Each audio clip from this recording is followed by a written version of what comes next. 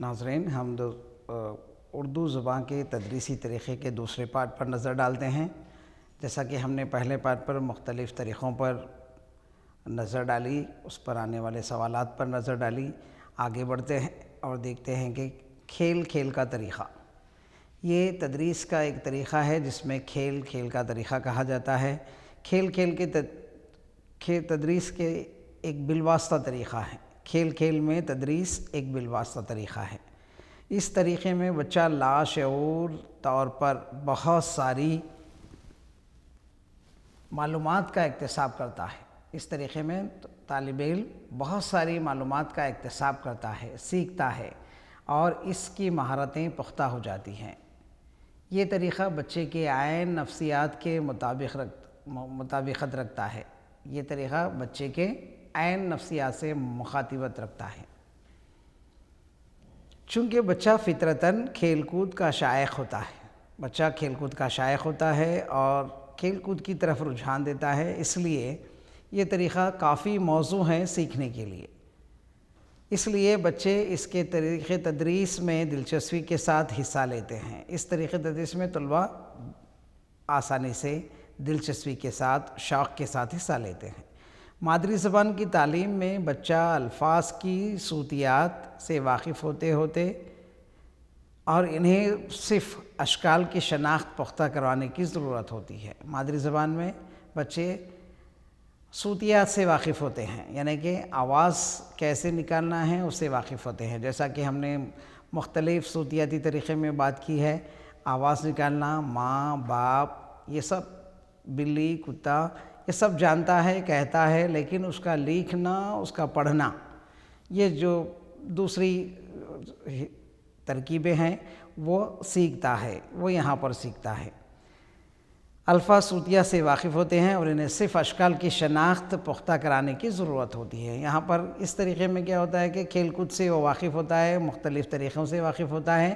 یہاں پہ اس کو حرف اور الفاظ، اس کو کیسے لکھنا ہے اور اس کو کیسے ادا کرنا ہے، اس پر توجہ دی جاتی ہے۔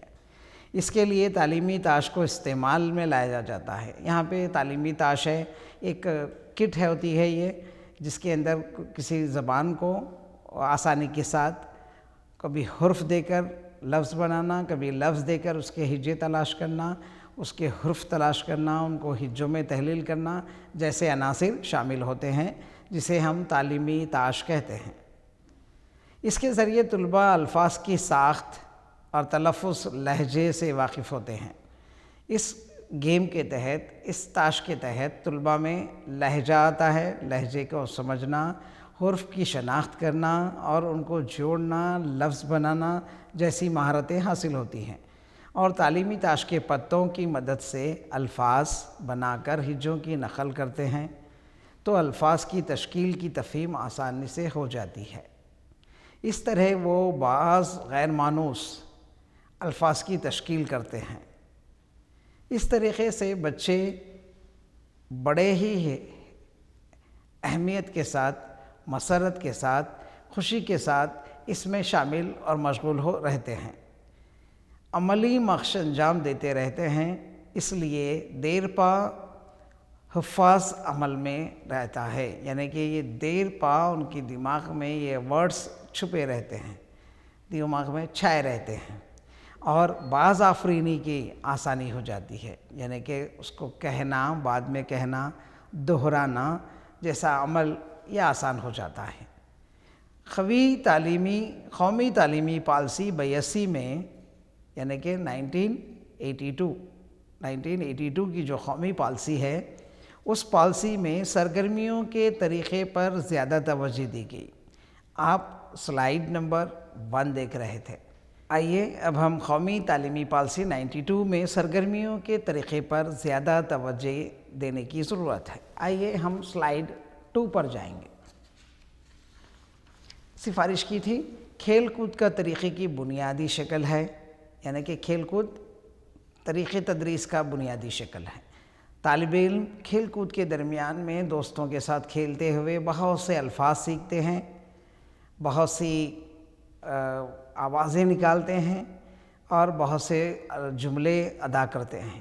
تو ان کو سیکھنا، ان کو ادا کرنا، یہ طریقہ آسانی سے ہوتا ہے، اور بچے اس کھیل کود کے ساتھ بہت ہی جذبات جڑے ہوتے ہیں، حس جڑے ہوتے ہیں، اور وہ آرام سے پڑھنا لکھنا جانتے ہیں، سیکھ جاتے ہیں اس طریقے سے۔ آئیے کہانی کا طریقہ۔ کہانی کا طریقہ غلام السیدین کا کہنا ہے کہ چھوٹی جماعتوں کے بچوں کے لیے یہ طریقہ بہت مفید سمجھا جاتا ہے، چونکہ بچے کہانیوں کے بے حد شوقین ہوتے ہیں۔ ہم جانتے ہیں کہ بچے کہانیوں کے بے حد شوقین ہوتے ہیں، اور چھوٹے بچوں کو کہانیوں سے زیادہ دلچسپی ہوتی ہے۔ تب وہ طلباء جو کہانیاں سنتے ہیں، غور کرتے ہیں، ان کے اندر سیکھنے کا عمل بہت زیادہ ہوتا ہے۔ اس طریقے کا تعلق بچوں کے نفسیات سے ہے۔ اس طریقے کے ذریعے خشک مضامین کی تدریس بھی دلچسپی پیدا کی جاتی ہے۔ جیسے کہ خشک مضامین ہیں، ان کو اگر ہم کہانی کے ساتھ پیش کریں، یا کہانی اس کا بیک گراؤنڈ یعنی کہ کہانی اس کے پیچھے کا راز اگر ہم رکھتے ہوئے سمجھانے کی کوشش کریں تو طلباء کے لیے یہ بہت زیادہ مفید ہوتا ہے۔ غلام السیدین یہ کہتے ہیں کہ کہانی کا طریقہ تدریس اور زبان کی تدریس میں بہترین طریقہ ہے۔ اس طریقے میں معلم ایک مختصر کہانی کے چند جملوں کو تخت سیاہ پر تحریر کرتا ہے۔ یہاں ہوتا کیا ہے کہ اس میں معلم تخت سیاہ پر چند کہانی کے جملے تحریر کر دیتا ہے۔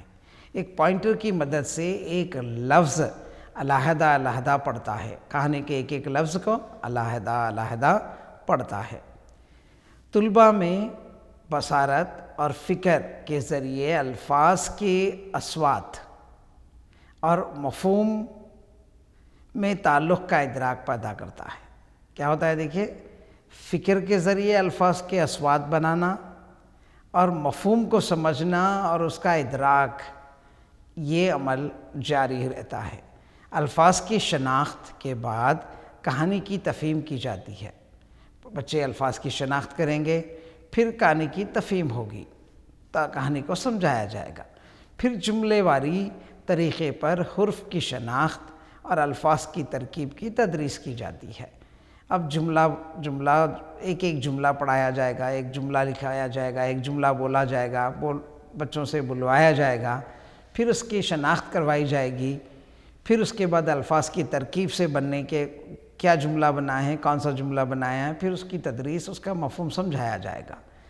تو اس طرح سے اس کے تحت کس طرح کے سوالات آ سکتے ہیں؟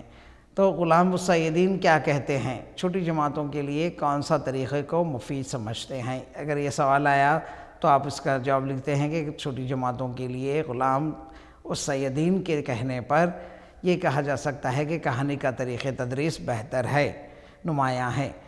وہ کون سا تدریسی طریقہ ہے جو بچوں کی نفسیات سے متعلق رکھتا ہے، اور خشک مضامین کی تدریس میں کس طرح دلچسپی پیدا کی جائے؟ تو اس کا بھی آنسر ہو سکتا ہے کہانی کا طریقہ۔ اس کے بعد آئیے معلم کہانی کے طریقے میں کیا کرنا چاہیے؟ تو جب جواب دے سکتے ہیں کہ وہ کہانی کے چند جملوں کو تخت سیاہ پر لکھیں اور پوائنٹر کی مدد سے الفاظ ادا کریں، اور ان کو طلباء کو اس کا اصوات اور مفہوم اور ادراک کروائیں۔ اس کے بعد آئیے کہانی کی تفہیم سے پہلے جملے، لفظ اور حرف پر توجہ دیں۔ اس طرح کے سوالات آ سکتے ہیں۔ آئیے ناظرین، اب ہم سلائیڈ 4 پر پہنچتے ہیں، جسے تدریس کے اندر، اردو تدریس کے اندر بہت اہمیت حاصل ہے۔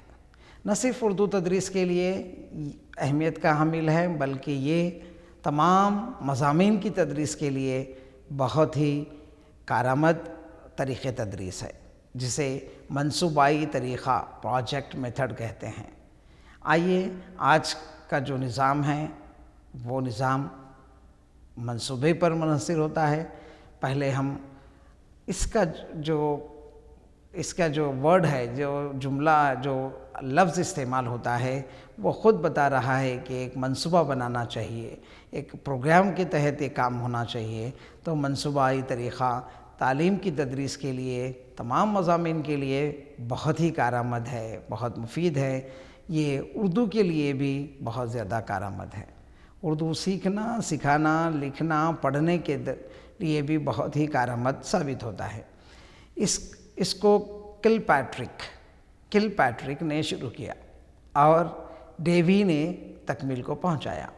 آئیے ناظرین، آپ کو منصوبائی طریقے کے بانی کون ہیں، اس کو کس نے شروع کیا تھا، یہ سوال آیا تو آپ اس وقت کل پیٹرک کا نام لیں، اور اس پروجیکٹ میتھڈ کو کس نے تکمیل کیا، مکمل کیا، تب آپ ڈیوی کا نام لے سکتے ہیں۔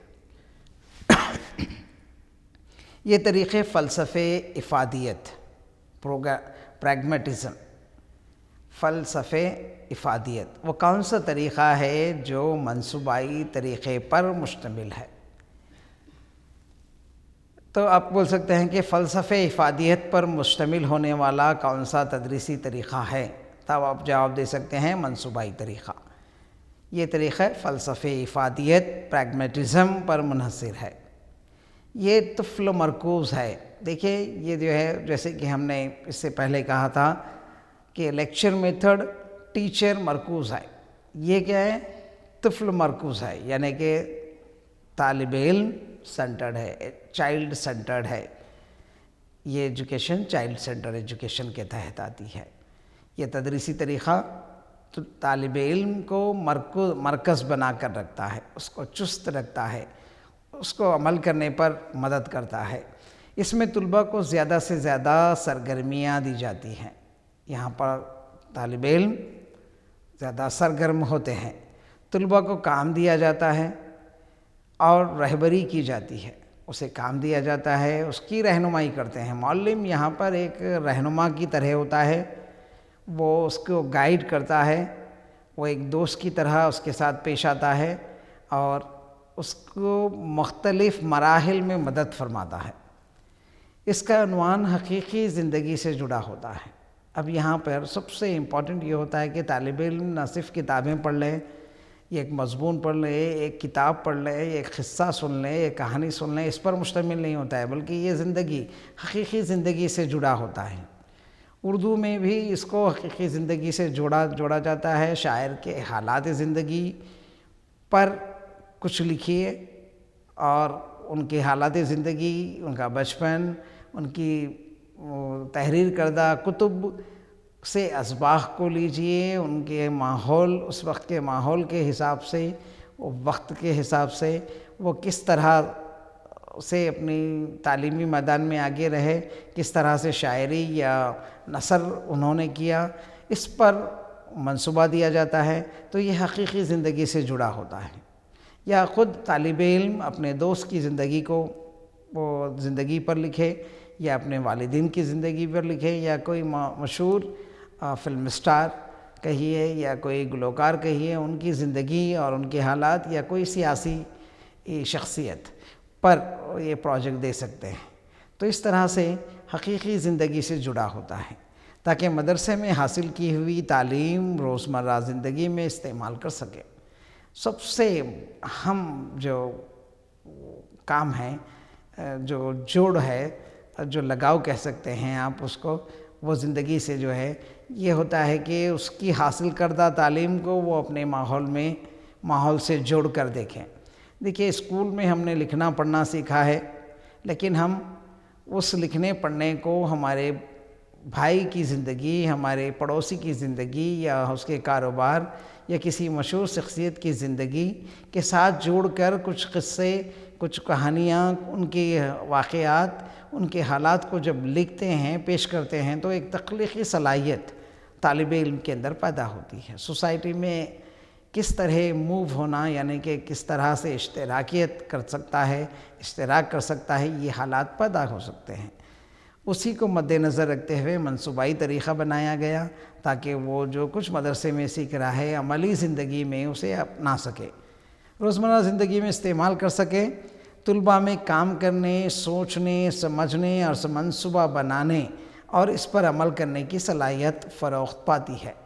اس میتھڈ میں، اس منصوبائی طریقے میں طالب علم کے اندر سوچنے کی صلاحیت پیدا ہوتی ہے، سمجھنے کی صلاحیت پیدا ہوتی ہے، پلاننگ جسے کہتے ہیں، منصوبہ بنانا کہتے ہیں، وہ صلاحیت پیدا ہوتی ہے، دوسروں سے اشتراکیت کی صلاحیت پیدا ہوتی ہے، دوسروں سے بات کرنے کی صلاحیت پیدا ہوتی ہے، دوسروں سے کام نکالنا اور کام کرنا، کسی سے مشورہ لینا اور اس پر عمل کرنا، لوگوں سے تعلقات کو بڑھانا، اس طرح کے عمل اس منصوبائی کام میں ہوتا ہے۔ اور سب سے امپورٹنٹ، سب سے اہم یہ ہوتا ہے جو وہ مدرسے میں سیکھتا ہے، جو اس کے لیے صرف ایک سیکھنے کا عمل تھا، اس کو عملی زندگی میں اپنانے کا ایک طریقہ ہوتا ہے۔ آئیے ناظرین، اس پر کس طرح کے سوالات امتحانات کے مد نظر آ سکتے ہیں وہ دیکھیں کہ منصوبائی طریقہ کس نے ایجاد کیا، تو آپ لکھ سکتے ہیں کل پیٹرک۔ ڈیوی کس نظریے کو سپورٹ کرتے ہیں یا کس نظریے کو تدریسی طریقے میں اپنانے کی تائید کرتے ہیں، تو اس وقت لکھ سکتے ہیں کہ ڈیوی منصوبائی طریقے کی تائید کرتے ہیں۔ وہ کون سا نظریہ ہے جو فلسفے افادیت پر یا پریگمیٹزم پر منحصر ہے، تو آپ یہ کہہ سکتے ہیں کہ منصوبائی طریقہ۔ وہ کون سا طریقہ ہے جو طفل مرکوز ہے، تو آپ کہہ سکتے ہیں کہ منصوبائی طریقہ طفل مرکوز طریقہ ہے۔ طالب علم چست اور مرکوز جو ہے، طلباء مرکوز تدریسی طریقہ کون سا ہے، اس وقت آپ یہ نام بتا سکتے ہیں۔ اس کے علاوہ روزمرہ زندگی میں استعمال ہونے، روزمرہ زندگی کے حالات کو قلم بند کرنے کا کون سا طریقہ ہے، یہ کہہ سکتے ہیں کہ منصوبائی طریقہ ہے۔ اور طالب علم میں سوچنے، سمجھنے، منصوبہ بنانے اور مختلف حص کے علاوہ ماحول کو یوز کرنا، ماحول کے اندر کام کرنے کی صلاحیت بڑھانے والا کون سا طریقہ ہے، تب یہ سوال آتے ہیں۔ اس طرح کے سوالات تو آپ لکھ سکتے ہیں کہ منصوبائی طریقہ ہے۔ آئیے اب ہم اسکرین 5 پہ پہنچتے ہیں اور آپ کے سامنے اسکرین ہے اس طریقے کے چند اہم۔ آئیے ناظرین، ہم سلائیڈ 5 پر پہنچتے ہیں۔ آپ کے اسکرین پر دیکھیں اس طریقے کے چند اہم اقدامات، یعنی کہ منصوبائی طریقے کے چند اہم اقدامات۔ پہلا ہے طلباء کو عنوان سے واقف کروانا۔ دوسرا ہے عنوان کا انتخاب خود طلباء کرنا، یعنی کہ کیا اقدامات یا مراحل ہوتے ہیں اس پر نظر ڈال رہے ہیں۔ تو یاد رکھیں کہ وہ ہو سکتا ہے طلباء کے عنوان سے واقف کروانا، عنوان کا انتخاب خود طلباء کرنا۔ تیسرا ہے منصوبہ بنانا۔ چوتھا ہے منصوبے کو عملی جامہ پہنانا۔ پانچواں ہے عنوان کا تنقیدی جائزہ لینا۔ چھٹا ہے یہ تمام اقدامات تفصیلی ریکارڈ میں لکھنا۔ یہ تمام اقدامات تفصیلی ریکارڈ میں لکھنا۔ آئیے اب ہم اس پر ایک ایک پر تھوڑا نظر ڈالیں گے۔ یہ نظر ڈالتے ہیں، آئیے اس پر نظر ڈالیں۔ طلباء کو عنوان سے واقف کروانا۔ دیکھیے اس پر ہوتا ہے کہ بچے کو پہلے عنوان کیا ہے اس پر آپ نظر ڈالیں۔ عنوان اگر ہم اردو کے لیے لیتے ہیں، اردو کی تدریس میں لیتے ہیں کہ علامہ اقبال کی ابتدائی زندگی کے مراحل کو بیان لکھیے اور ان کے اس وقت کی شاعری، ابتدائی شاعری کے بارے میں لکھیے یا درمیانی شاعری کے بارے میں لکھیے یا ان کے مختلف خطوط کا تذکرہ کیجیے، ان کے دوست کے حالات کے ساتھ تذکرہ کیجیے، ان کی ولایت میں گزاری ہوئی زندگی اور ہندوستان میں گزاری ہوئی زندگی کے بارے میں لکھیے۔ اس طرح کے کئی سوالات یا کسی شاعر کے تعلق سے لکھ سکتے ہیں یا کسی سیاسی انسان کی زندگی کے بارے میں لکھنے کو یا اس کو پیش کرنے کے لیے، اس کا پریزنٹیشن بنانے کے لیے منصوبہ دیا جاتا ہے۔ تو طلباء کو عنوان سے واقف کروانا ضروری ہے۔ عنوان کا انتخاب خود طلباء کریں۔ اب بچے کو بولیں کہ بھئی یہ پورے عنوانات ہیں، اس میں سے آپ کو جو پسند ہو وہ لیں، تو معلم 4-5 عنوانات دے دیں کمرے جماعت کے لیے اور طلباء کو کہیں کہ آپ اپنا عنوان سلیکٹ کریں، چوز کریں، انتخاب کریں، پھر آپ اس پر عمل کریں۔ پھر اس کے بعد منصوبہ بنانا۔ منصوبہ بنانے کے مراحل کیا ہوتے ہیں کہ بھئی کیا کیا جائے، پہلے فرسٹ اسٹیپ مرحلہ کیا ہو، سیکنڈ مرحلہ کیا ہو، کس کی مدد لی جائے، کہاں سے لی جائے.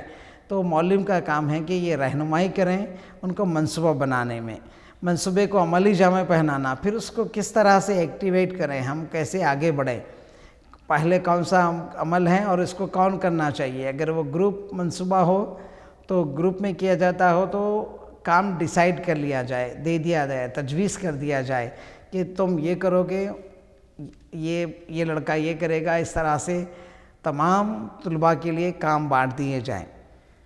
آئیے اس کے بعد ہم یہ دیکھتے ہیں کہ عملی جامہ پہنانا، اس کو عمل کرنا. اس کے بعد عنوان کا تنقیدی جائزہ لینا. اب اس کے بعد جو عنوان دیا گیا تھا اس کا تنقیدی جائزہ لینا، اس کو کس طرح بہتر کر سکتے ہیں، اس کے اندر کون سی کمی ہے، اس کے اندر کیا کیا جانا چاہیے، تنقیدی جائزہ لینا چاہیے. یہ گروپ ڈسکس کر بھی کیا جا سکتا ہے.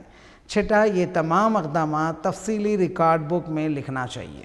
ایک ریکارڈ بک بنانی چاہیے، اس میں یہ اقدامات یعنی کہ منصوبائی کام کے جو اقدامات ہیں، مراحل ہیں، ان کو آپ نے کیا کیا، کس کو دیا، کون کیا کر رہا ہے اور آپ کیا کر رہے ہیں، پھر کون سا اسٹیپس کب لینا چاہیے، کیا حالات، کس کے حالات پر لکھا جا رہا ہے، یہ آپ تفصیلی طور پر ریکارڈ بک میں درج کرنا چاہیے. آئیے ناظرین، اب ہم آگے بڑھتے ہیں. اس میں سوالات آ سکتے ہیں منصوبائی کام کے تحت، وہ ہیں کہ اس کے مراحل کیا ہیں، تو آپ اس کا جواب دے سکتے ہیں. اس کے 6 مراحل ہیں. اور مراحل کون کون سے ہیں یا کون سا مراحل ہے، منصوبہ بنانا کون سا مرحلہ ہو سکتا ہے، یہ سوال آ جاتا ہے. آپ بول سکتے ہیں تیسرا مرحلہ ہو سکتا ہے. عنوان کا تنقیدی جائزہ کس تدریسی طریقے میں لیا جاتا ہے، تو اس کا جواب ہو سکتا ہے منصوبائی تدریسی طریقے میں لیا جاتا ہے، اور یہ اسٹیپ ہوتا ہے 5واں. تو یہ اسٹیپس کو بھی آپ جو اسکرین پر دیکھ رہے ہیں اس کو نظر میں رکھیں. یہ جس کو آپ نے سنا ہے وہ step by step he follow ہوتے ہیں، مرحلہ وائز ہی اس کو لیا جاتا ہے. آئیے ہم اب تدریسی طریقے، منصوبائی تدریسی طریقے پر پہنچتے ہیں.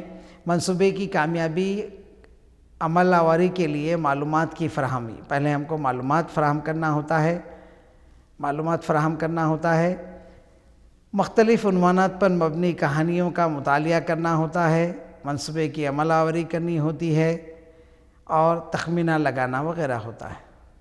آئیے ناظرین، ہم سلائیڈ نمبر 6 پر پہنچتے ہیں، اور یہ منصوبائی طریقے منصوبے کی کامیابی عمل آوری کے لیے معلومات کی فراہمی، مختلف عنوانات پر مبنی کتابوں کا مطالعہ، منصوبے کی عمل آوری میں مصارف کا تخمینہ لگانا وغیرہ شامل ہے. اردو کی تدریس میں درپیش مسائل کے حل کے لیے بھی منصوبائی طریقے کو اختیار کیا جا سکتا ہے. اردو کی تدریس کے مسائل جو ہیں ان کے لیے بھی ہم کیا کر سکتے ہیں، منصوبائی طریقہ استعمال کر سکتے ہیں. طلباء کی عمر اور درجے کی مناسبت سے مختلف سرگرمیاں منصوبے بندی کی جا سکتی ہے.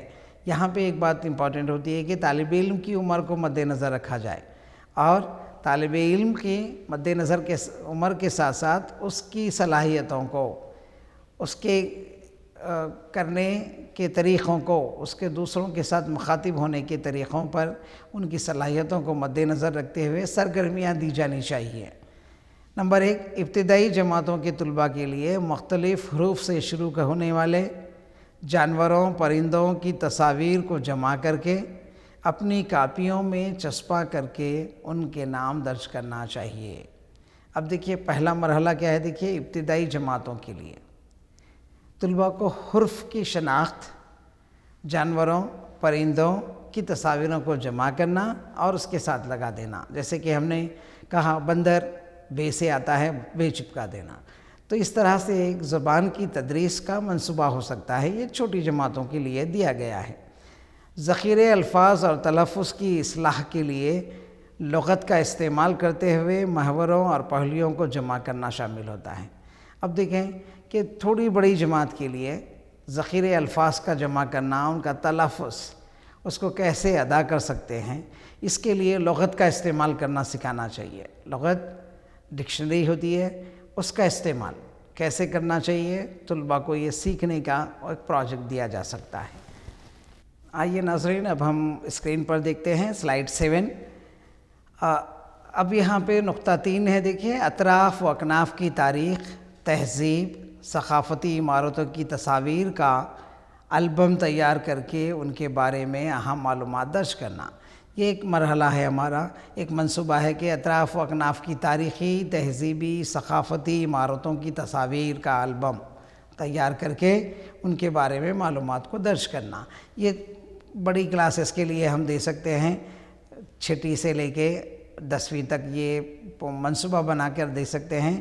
اس میں تاریخی عمارتیں ہیں، تہذیبی، اب جیسے کہ ہم جس شہر میں رہتے ہیں، شہر کے اندر قلعہ ہے، اور قلعے کی ابتدا کہاں سے ہوئی، قلعے کے بانی کون تھے، قلعے کو کب اور کس طرح سے وہ کیا گیا، اور مختلف تہذیبیں، جیسے کہ کلچر، یہاں کا جو کلچر ہے اس کے بارے میں، جیسے ہندو، مسلم، سکھ، عیسائی کے کلچرز ہیں، ان کو تہذیبی انداز میں، ثقافتی اور عمارتوں کو کس انداز سے تعمیر کیا گیا، ان میں کس کس قوم کے نشوخ شامل ہے، ان کا البم تیار کرنا وغیرہ شامل ہے۔ آئیے 4تھا پوائنٹ دیکھتے ہیں، مختلف شعراء کے اشعار کو جمع کرنا اور شعراء کی سوانح عمری تصاویر کے ساتھ مرتب کرنا۔ اب یہاں پر یہ ایک اور منصوبہ ہے جو مختلف شعراء، جیسے اردو کے شعراء ہیں، تیلگو کے شعراء ہیں، دیگر زبانوں کے شعراء بھی ہیں، تو ہم اردو میں اگر لے رہے ہیں، اردو کی تدریس میں لے رہے ہیں، تو طلباء کے لیے ہم یہ کر سکتے ہیں کہ اردو شعراء کے اشعار کو جمع کرنا اور ان کے سوانح حیات کو مرتب کرنے کے لیے دیا جا سکتا ہے۔ 5واں اس میں ہوتا ہے بیت بازی، مشاعرے، تحریری اور تقریری مقابلوں کے مرتب کرنا درپیش ہے۔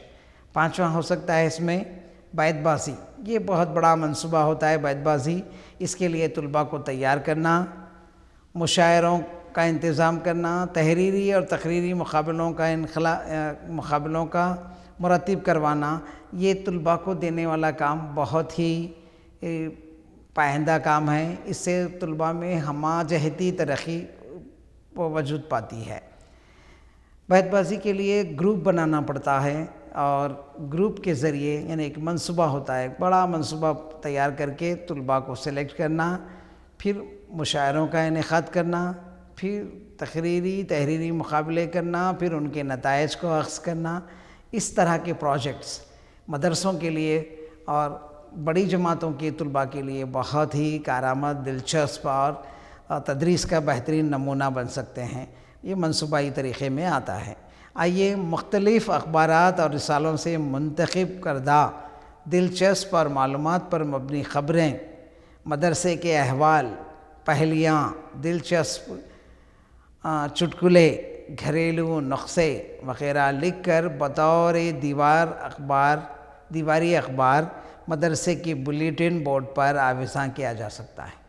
یہ کام آپ دے سکتے ہیں طلباء کو کہ بھئی مختلف رسالوں سے، اخبارات سے دلچسپ مضامین کو چن لیں، اور پھر اس کو تخت سیاہ پر یا مدرسے کے بورڈ پر، یا دیواری اخبار جسے کہتے ہیں، یہ اسکول میں ہونا چاہیے، وہاں پر لگائیں تاکہ طلباء اس کو پڑھیں، اور آج کے تازہ خبریں، یا آج کی اہم خبریں، یا آج کی معلوماتی خبریں، یہ مختلف عنوانات کے تحت دیوار پر اخبارات چسپاں کر کے بلیٹن بنائیں تاکہ طلباء ان کو پڑھ کر معلومات حاصل کر سکیں۔ یہ ایک منصوبے کے تحت دیا جا سکتا ہے طالب علم کو۔ اور گھریلو نسخے جو عام طور پر ہمارے گھروں میں ہوتے ہیں، ان کو لکھ کر پیش کرنا، پریزنٹ کرنا، ان کو پر عمل کرنے کی ترغیب دینا، یہ چیزیں ہیں جو منصوبائی کام کے تحت دی جا سکتی ہیں۔ آئیے معلوماتی پروجیکٹ، ان معلوماتی پروجیکٹ سے طلباء میں لاشعوری طور پر سوچنے، تحریر کرنے کی مشق ہوتی ہے، جو زبان کی مہارتوں کو فروغ دینے میں معاون ثابت ہوتی ہے۔ اب سب سے اہم وقت ہے، دیکھیے اہم بات یہ ہے کہ جب بچہ اخبار پڑھتا ہے، اخبار سے اہم خبریں نکالتا ہے، گھریلو نسخے نکالتا ہے، دلچسپ چٹکلے نکالتا ہے، پہلیاں پڑھتا ہے، تو اس کی سمجھ میں، اس کی صلاحیتوں میں اضافہ ہوتا ہے، اور یہ لاشعوری طور پر بہت سی چیزیں سیکھتا ہے۔ تحریر کرنا سیکھتا ہے، اس کی مشق کرتا ہے، اس کو ادا کرنے کے طریقے سیکھتا ہے، اور اس کو جو دلچسپی رہتی ہے وہ چیزیں بورڈ پر آویزا کرتا ہے۔ آئیے ناظرین، ہم اس کے بعد استخراجی طریقہ، ایک ریاضی کا استخراجی، ہر زبان میں ریاضی میں اور مختلف مضامین کے ساتھ ساتھ اردو میں استخراجی طریقے کا استعمال کرتے ہیں۔ اردو کی تدریس میں یہ بہت ہی اہم ہے۔ یہ تدریس کا ایک روایتی، نہایت ہی خشک اور بے جان طریقے تدریس ہے۔ یہ روایتی طریقہ ہے، یہ خشک ہوتا ہے، خشک کہتے ہیں اس کو کیونکہ اس کی تدریس بچوں کے لیے تھوڑا سا دلچسپی کم پیدا ہوتی ہے، لیکن یہ طریقہ بھی تدریس کے لیے موزوں ہیں، اسے بھی استعمال کرتے ہیں۔ آئیے اس کے بعد ہم سلائیڈ 8 پر پہنچتے ہیں۔ سلائیڈ 8 استخراجی طریقہ۔ استخراجی طریقے میں طالب علم کو کچھ تعریفیں رٹنا، کچھ اصطلاحات از برگ کرائی جاتی ہیں یا کی جاتی ہے، جن کا مفہوم کو سمجھنے سے طلباء قاصر رہتے ہیں۔ یعنی کہ وہ رٹتے ہیں، اس کی تعریف رٹ لیتے ہیں، وہ جملہ رٹ لیتے ہیں، لیکن اس کا کچھ شعر رٹ لیتے ہیں، اس کا مفہوم وہ سمجھنے سے قاصر رہتے ہیں۔ یہاں پر یہ خشک ہو جاتی ہے۔ اگر وہ بچہ مفہوم سمجھتا ہے، مفہوم سمجھ سکتا ہے، تو وہ اس کے اندر دلچسپی دکھاتا ہے اور وہ تدریس کو، مرکز کو سمجھ سکتا ہے۔ لیکن یہاں جب وہ مفہوم نہیں سمجھتا ہے تو یہ تعلیم خشک تعلیم بن جاتی ہے۔ تعریفوں کو رٹ کر وہ یاد کرتا ہے اور امتحانات لکھ کر کامیاب ہو جاتا ہے۔ اس میں پہلے کلیہ سازی ہوتی ہے، اب یہاں پر کلیہ سازی کرنا ہوتا ہے، پھر اس کلیہ کی تصدیق کے لیے مثالوں کو فراہم کیا جاتا ہے۔ استخراجی طریقے میں کلیہ سازی کرنا یعنی کہ کلیہ بنانا، فارمولہ جسے کہتے ہیں ویسے کلیہ بنا دینا۔ اردو میں اس کو استعمال کرتے ہیں، اور ایک جملہ دیا جاتا ہے، وہ جملے پر عمل کرنا، ویسے جملے تیار کرنا جیسے ہم کوشش کر سکتے ہیں یہ ایک طریقے کو لے کر، اور اس کی تصدیقوں کے لیے مثالیں فراہم کرنا، اور خصوصیات کی تصدیق اور توثیق سے کلیے کو ثابت کرنا۔ اب یہ سائنس کے لیے بہت زیادہ موزوں طریقہ ہے، لیکن زبان کے لیے یہ تھوڑا خشک ہو جاتا ہے، تھوڑی مشکل پیدا ہو جاتی ہے طالب علم کے لیے۔ یہ طریقہ نامعلوم سے معلوم کی طرف ہوتا ہے۔ دیکھیں، یہ نامعلوم سے شروع ہوتا ہے اور معلوم کی طرف جاتا ہے، جو زبان کی تدریس اصول کے خلاف ہے۔ زبان کی تدریس میں یہ اصول نہیں ہوتا ہے، زبان کی تدریس میں ہوتا ہے کہ معلوم سے نامعلوم، لیکن اختراجی طریقہ جو ہے نامعلوم سے معلوم کی طرف ہے۔ تو یہ جو فرق ہے، جو ایجوکیشن کو، تدریس کو، اردو کی تدریس کو خشک کر دیتا ہے۔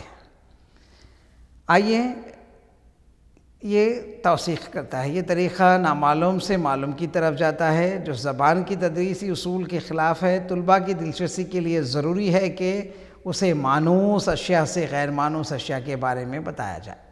یہ بہت امپورٹنٹ ہے کہ بچہ جس سے مانوس ہے اس اشیاء سے ہم غیر مانوس کو انٹروڈیوس کیا جائے، پیش کیا جائے، تو یہ طریقہ دراصل برعکس ہونے سے خشک ہو جاتا ہے۔ یہ سائنسز کے لیے، تحقیق کے لیے، تجربے کے لیے بہت ہی کارآمد ہے۔ اس طرح طلباء میں دلچسپی برقرار رکھی جا سکتی ہے۔ بہرحال قواعد کی تدریس کے لیے یہ طریقہ نامناسب ہے۔ قواعد کے لیے یہ طریقہ نامناسب ہے کیونکہ قواعد ضابطے پر منحصر ہوتے ہیں۔ اس میں آپ کو معلوم سے ہی عمل کرنا پڑتا ہے، نامعلوم سے معلوم کی طرف آپ نہیں پہنچ سکتے۔ تو یہ بہرحال زبان کی تدریس کے قواعد میں یہ تھوڑا نامناسب طریقہ تدریس ہے۔ آئیے استقرائی طریقہ۔ یہ طریقہ تدریس استخراجی کے برعکس ہے۔ یہاں پہ استقرائی طریقہ جو ہے استخراجی سے برعکس ہے اور جدید طریقہ تدریس کے عین مطابق ہے۔ یعنی کہ آج کی جو جدید طریقہ تدریس ہے اس کے مطابق کام کرتا ہے۔ یہ نیا طریقہ، دونوں ایک ساتھ ہیں لیکن یہ جدید طریقے تدریس ہیں، اس کو مد نظر رکھا، اس میں مد نظر رکھا گیا ہے، اس کا لحاظ رکھتا ہے، اس کے مطابق ہے، اس کے ساتھ ساتھ چلتا ہے، چونکہ اس میں معلوم سے نامعلوم کی طرف اقدام کیا جاتا ہے۔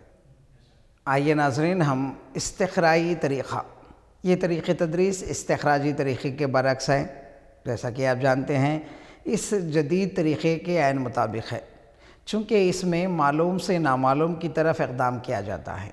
ابھی آپ نے استخراجی دیکھا تھا جو سائنس کے لیے زیادہ موزوں تھا، لیکن یہ طریقہ تدریس، استقرائی طریقہ تدریس، اردو کی تدریس کے لیے بھی بہت ہی مناسب ہے، چونکہ اس میں معلوم سے، یعنی کہ طالب علم کو جو چیز معلوم ہے اس سے نامعلوم کی طرف پیش رفت ہوتی ہے، جو نفسیاتی طور پر طلباء کے لیے بہت ہی موضوع ہے۔ یہ طلباء کے لیے بہت ہی موضوع ہے۔ طالب علم یہ چاہتا ہے کہ جو چیز اسے جانتا ہے اس سے وہ کس طرف جائے، نامعلوم کی طرف جائے، تو یہ بچوں میں جذبہ پیدا کرتا ہے، جوش پیدا کرتا ہے۔ اس طریقے میں پہلے طلباء کو مانوس مثالیں فراہم کی جا کر سوالات و جوابات دیے جاتے ہیں، پوچھے جاتے ہیں۔ آئیے اب ہم اسکرین 9 پر پہنچتے ہیں۔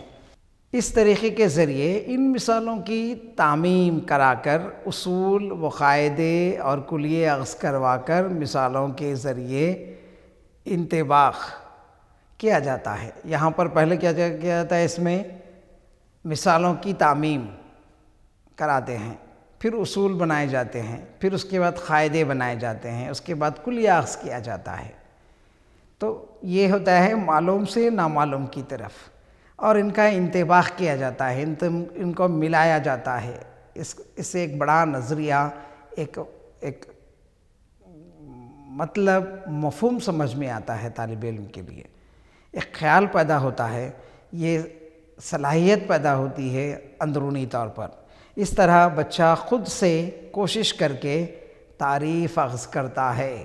اب یہاں پر بچہ کوشش کرتا ہے، اپنی صلاحیتوں کا استعمال کرتا ہے، پھر تعریف، اس پہلو کی تعریف اخذ کرتا ہے، اور نئی صورتحال میں اس کا انطباق کرتا ہے، اور نئی صورتحال مختلف مراحل میں، زندگی کے مختلف مراحل میں وہ اس کا انطباق کرتا ہے۔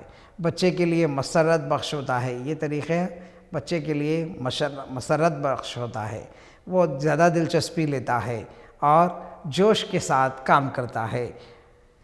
اب بچے کی تجسس، غور و فکر، تجزیہ اور گروپ بندی کی صلاحیت میں اضافہ ہوتا ہے۔ آئیے، یہ بہت ہی امپورٹنٹ ہے، بچے میں تجسس ہوتا ہے، اب کیا ہوگا، اس کے بعد کیا ہونا چاہیے، یہ کیسا بنے گا، اس کو کیسے لوگ پسند کریں گے، میں نے ایک شاعر کی زندگی لکھی، اس کو کتنے لوگ پڑھیں گے، میں نے ایک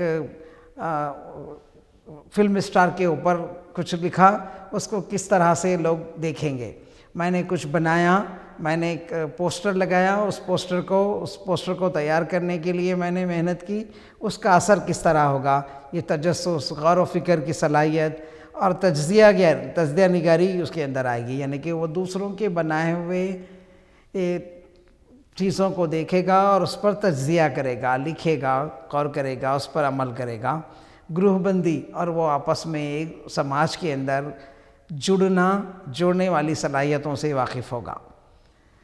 طلباء میں خود اعتمادی پیدا ہوگی، اس طریقے میں طلباء کے اندر خود اعتمادی پیدا ہوگی۔ اس کے علاوہ خود سے سیکھنے کا جذبہ، خود سے سیکھے گا، کیونکہ یہاں پر یہ جو طریقہ ہے اس میں طالب علم کیا کرتا ہے، اپنی تمام تر صلاحیتوں کو لگاتا ہے، خود سے سیکھنے کا جذبہ اس کے اندر پروان چڑھتا ہے۔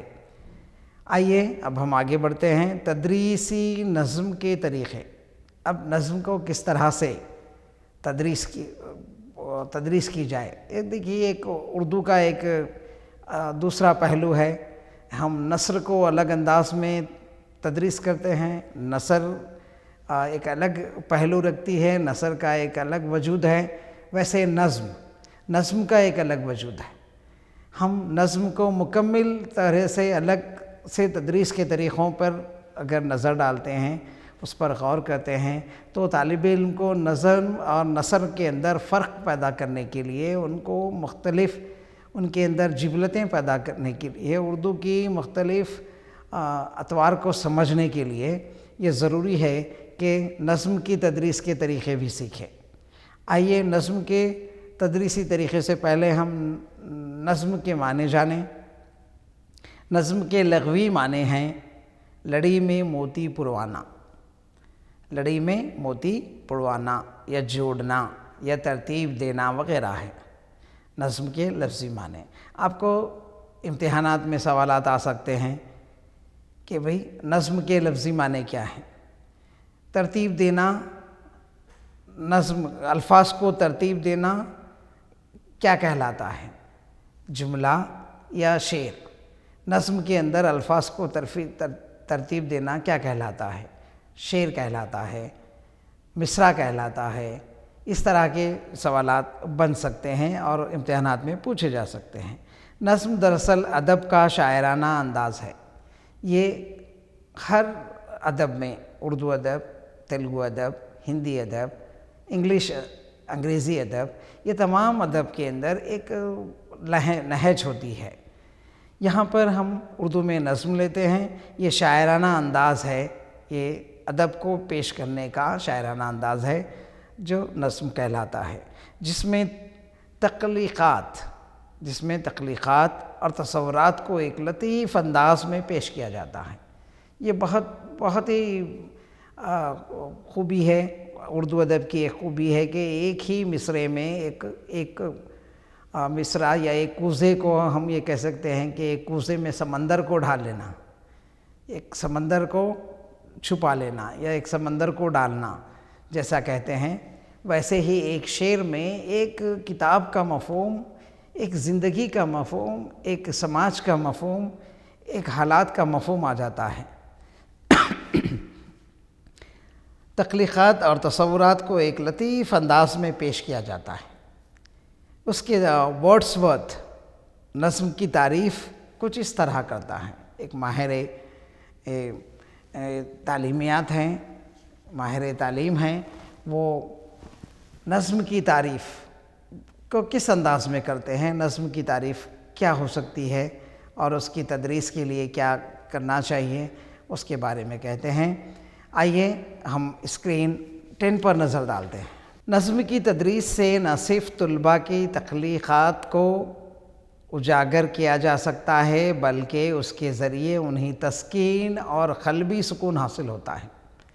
یہ بات قابل غور ہے، قابل فکر ہے کہ نظم جو ہے ہر ایک کو پسند آتی ہے۔ کیوں آتی ہے؟ کیونکہ اس کے اندر وہ جو بیان کرنا چاہتا ہے، وہ جو ایک پیپر پر، ایک 10 پیپر پر یا ایک کتاب کی شکل میں لکھنا چاہتا ہے، اس پورے خیال کو، اس پورے مرکز کو، اس پورے حال کو، ماحول کو ایک شعر یا چند اشعار میں پیش کیا جاتا ہے۔ وہ ادب کا عظیم اطوار یا ادارہ کہیں، وہ نظم ہے۔ نظم کی تدریس سے نہ صرف طلباء کی تخلیقات کو اجاگر کیا جا سکتا ہے بلکہ اس کے ذریعے انہیں تسکین قلبی اور سکون ملتا ہے، قلبی سکون ملتا ہے۔ وہ ایک شعر کو سن کر اپنی تکلیف کو دور کر سکتا ہے، وہ ایک شعر کو سن کر اپنی خوشی کو ظاہر کر سکتا ہے، وہ ایک شعر سن کر، ایک شعر لکھ کر اپنے خیالات کا اظہار کر سکتا ہے۔ تو اس طرح سے قلبی سکون اس کو ادب کے اس مرحلے سے حاصل ہوتا ہے۔ آئیے ہم نظم کے ذریعے جذبات و احساسات کی ترجمانی کا سہل انداز میں پیش کیا جا سکتا ہے۔ اب یہاں پہ دیکھیے انسان کے جذبات، احساسات، حالات، ماحول اور ارد و گرد کے گزرتے ہوئے واقعات کو ایک نظم میں بہت ہی اچھی طرح ترجمانی کر سکتے ہیں۔ سہل انداز میں ان واقعات کو ترجمانی کی جا سکتی ہے۔ گویا اشعار کے ذریعے سمندر کو کوزے میں بند کیا جا سکتا ہے۔ جیسا کہ میں نے کہا، ہم نے اشعار کے ذریعے پورے سمندر کو ایک کوزے میں بند کر دیا ہے، ایسا کہا جا سکتا ہے۔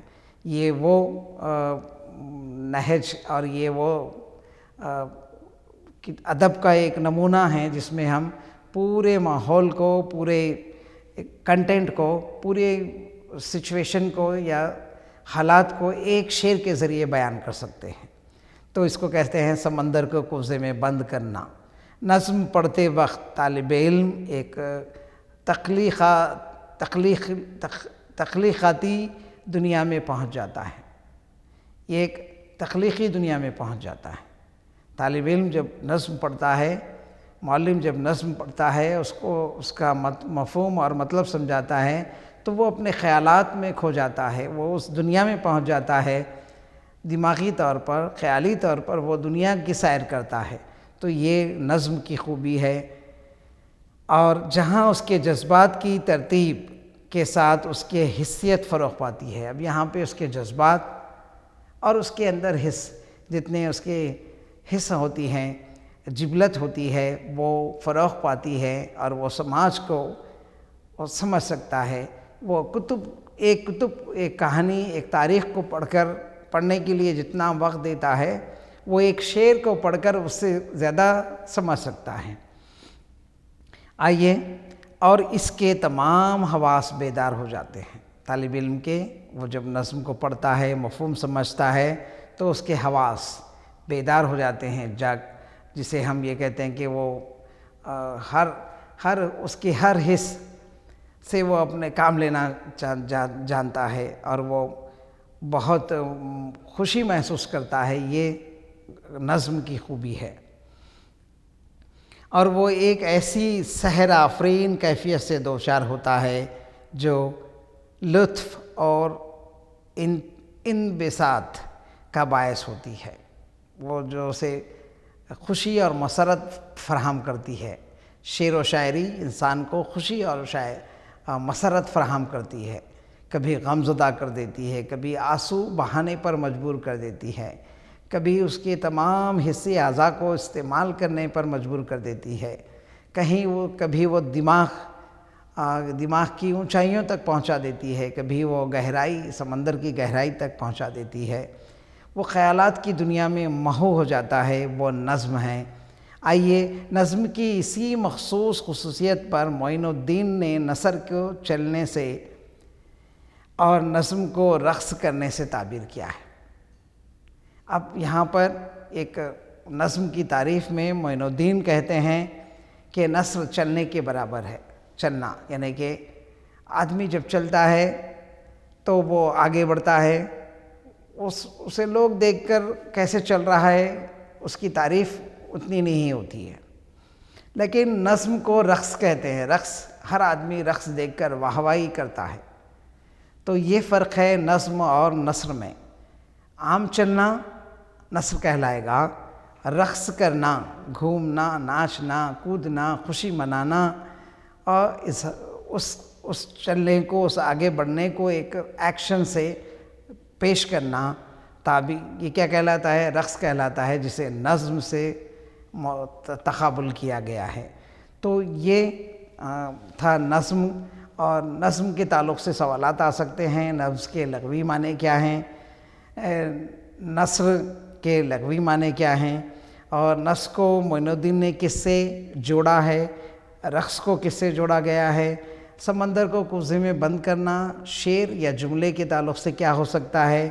انسان کے احساسات اور جذبات کا اظہار ایک جملے میں، ایک مصرعے میں بیان کرنا کس کی ادب کی کون سی خوبی ہے؟ یہ آ سکتا ہے۔ تو ان پر مختلف سوالات آئیں گے۔ میری طلباء سے گزارش ہے کہ وہ مختلف نظموں اور مختلف میتھڈز کو اب دماغ میں رکھیں۔ آئیے ناظرین، اب ہم سلائیڈ نمبر 11 پر پہنچتے ہیں۔ آئیے اب ہم دیکھیں گے کہ تدریسی نظم کے مقاصد، نظم کی تدریس کے کیا مقاصد ہیں۔ اردو ادب میں نظم بہت ہی اہمیت کی حامل ہے، اس کے بغیر ادب نامکمل ہوتا ہے۔ یہ جیسا کہ آپ جانتے ہیں، نظم خود ایک ادب ہے۔ آج ہم اس کے مقاصد، تدریس میں اس کے مقاصد پر روشنی ڈالیں گے۔ تدریسی نظم کے اہم مقاصد حسب ذیل ہیں۔ نمبر 1، آئیے، نظم کے تدریس کے ذریعے موضوع اوقات مخصوص لحن اور انداز بیان سے لطف اندوز ہونے کی صلاحیت پیدا کرتا ہے۔ آئیے نظم کی تدریس کے ذریعے موضوع اوقات مخصوص لحن اور انداز بیان کے لطف اندوز ہونے کے صلاحیت پیدا کرتا ہے۔ آپ اس کی وضاحت دیکھیں۔ نظم کی تدریس کے ذریعے موضوع اوقات، ہم موضوع اوقات لے سکتے ہیں۔ مخصوص لحن ہوتا ہے، نظم کو پیش کرنے کا ایک مخصوص لحن ہے، ادب کی ایک خوبی ہے، وہ خوبی اس نظم کے ذریعے ہم نے اس کو پیش کرتے ہیں۔ اور انداز بیان، ہر شاعر کا نظم کو پیش کرنے کا انداز بیان الگ الگ ہوتا ہے۔ یہ ادب کے اندر چاشنی پیدا کرتی ہے، یہ ادب کو سمجھنے، ادب کی ترقی میں معاون ہوتی ہے۔ ہر شاعر کا انداز بیان الگ ہوتا ہے۔ اگر ایک ہی شعر مختلف شعراء کے ذریعے پڑھایا جائے تو وہ الگ الگ انداز میں خوشی اور مسرت پیدا کر دیتا ہے، ماحول کے اندر ایک الگ انداز پیدا کر دیتا ہے۔ تو یہ مخصوص لحن، انداز بیان اور لطف اندوز ہونے کی صلاحیت کا حامی ہے۔ طلباء میں نظموں کے ذریعے استحسان شعراء کی صلاحیت بیدار کرنا، یعنی دیکھیے یہ بہت ہی اہم ہے کہ شعراء آج سے زمانے سے یہ چلتی آ رہا ہے کہ ہر زمانے میں شعراء رہے ہیں، آتے رہیں گے، تو ہم کو چاہیے کہ ہمارے یہ طلباء مستقبل کے شعراء بنیں۔ تو نظموں کے ذریعے بچوں میں یہ صلاحیت استحسان شعراء بنے اور یہ صلاحیت بیدار ہو کہ وہ ایک اچھے شعرگو شاعر بنے، ایک اچھی صلاحیت والے شاعر بنے۔ یہ طلباء کے اندر یہ جذبہ پیدا کرنا ہے۔ دوسرا ہے اخلاقی اقدار کے ذریعے طلباء کے جذبات کو ترتیب دینا۔ اب یہاں پر دیکھیں، نظم جب ہوتی ہے اس کے اندر اخلاقیات کا بہت زیادہ تعلق ہوتا ہے۔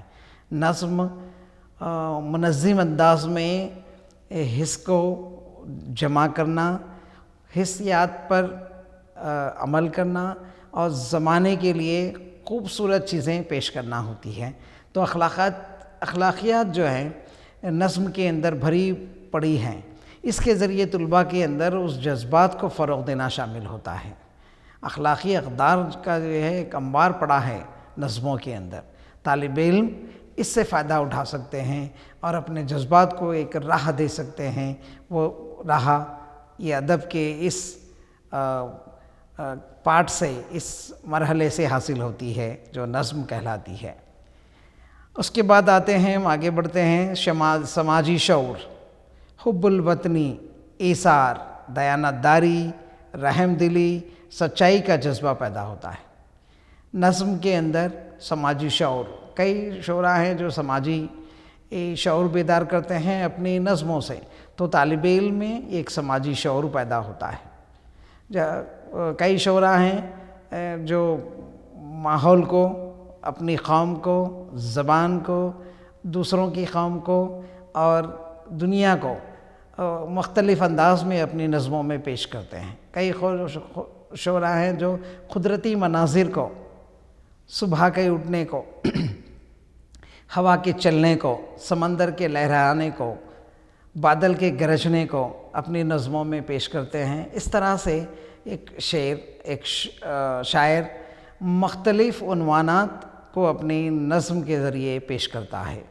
تو یہ طلباء میں یہ چیزیں آتی ہیں۔ کئی شعراء آپ نے دیکھا ہے کہ وہ حب الوطنی پر نظم لکھتے ہیں، تو یہ حب الوطنی کا جذبہ جو ہے نظم سے زیادہ بڑھ چڑھ کر طلباء میں اور قوم کے اندر پیدا ہوتا ہے۔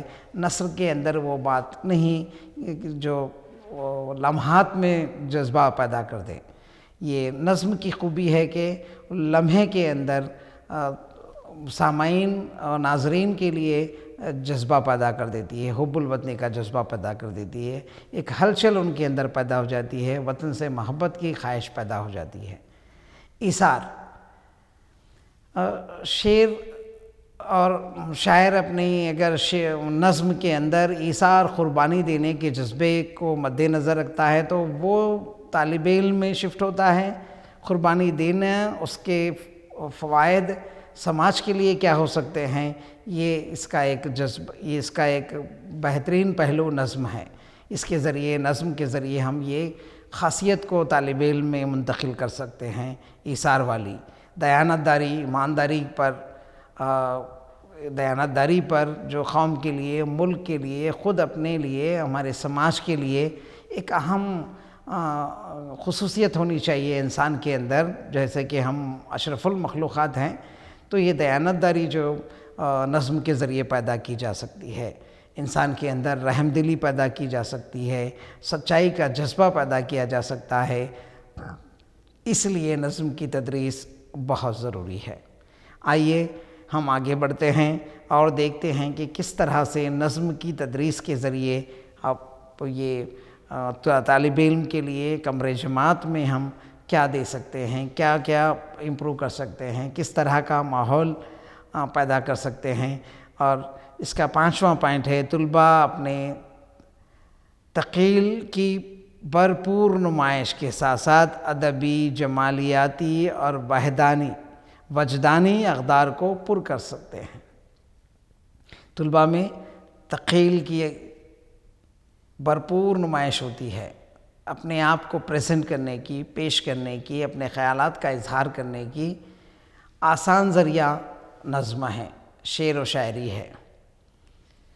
اس کے ساتھ ساتھ ان کے اندر ادبی جذبہ پیدا ہوتا ہے، ان کے اندر ادبی صلاحیتیں پیدا ہوتی ہے، ان کے اندر لکھنے اور پڑھنے کی صلاحیت پیدا ہوتی ہے، مختلف شعراء کو سننے اور سمجھنے کی صلاحیت، مفہوم کو سمجھنے کی صلاحیت پیدا ہوتی ہے، اور آگے چل کر یہ ایک اچھے شعراء میں شامل ہو سکتے ہیں، ایک اچھا شاعر بن سکتے ہیں، جمالیاتی تعلقات پیدا ہو سکتے ہیں۔ اب دیکھیں، جمالیاتی یہ قدرت جو ہے، اس کے اندر بہت سی چیزیں بھری پڑی ہیں، لیکن ایک عام آدمی اس کو اس طرح محسوس نہیں کرتا جس طرح ایک شاعر محسوس کرتا ہے اور اس کو پیش کرتا ہے۔